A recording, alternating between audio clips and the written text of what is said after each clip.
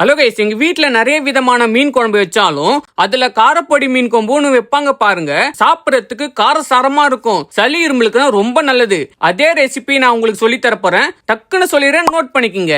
மீன் குழம்பு மண்சட்டியில வச்சா இன்னும் சூப்பராகவே இருக்கும். ஃபர்ஸ்ட் 5 டீஸ்பூன் எண்ணெய், 1 டீஸ்பூன் கடுகு, 1/4 டீஸ்பூன் வெந்தயம் சேர்த்து நல்லா ஃப்ரை பண்ணிடுங்க. அது கூட ஒரு பொடியை வெட்டின ஒரு வெங்காயம், கொஞ்சோண்டு கருவேப்பிலை, ஒரு வெங்காயம் அரைச்சி ஊத்துங்க. அப்பதான் குழம்பு நல்லா திக்கா இருக்கும். 1 டீஸ்பூன் இஞ்சி, ஒரு தக்காளி அரைச்சி ஊத்திட்டு நல்லா மிக்ஸ் பண்ணி விட்டுருங்க.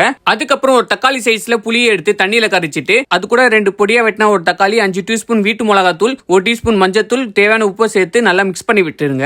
நம்ம கரைச்சதை மண்சட்டியில ஊத்திட்டு மூடி போட்டு ஒரு 10 நிமிஷம் நல்லா கொதிக்கட்டும். அதுக்குள்ள மிக்சியில பூண்டு, மிளகு, கொஞ்சமா தண்ணி ஊத்தி அரைச்சி அதையும் சேர்த்து நல்லா கொதிக்க வைங்க. அப்பதான் காரசாரமா இருக்கும். நான் ஆல்ரெடி மீனை கிளீன் பண்ணி வச்சுட்டேன். இப்போ ஒன்னா சேர்த்துட்டு மூடி போட்டு ஒரு 5 நிமிஷம் இருக்கட்டும். அவ்வளவுதான், சூப்பரான காரப்பொடி மீன் குழம்பு ரெடி ஆயிடுச்சு. மறக்காம இந்த வீடியோ சேவ் பண்ணிட்டு நீங்களும் செஞ்சு சாப்பிட்டு பாருங்க. நம்ம நெக்ஸ்ட் வீடியோல பார்க்கலாம். டாடா, பாய் பாய்.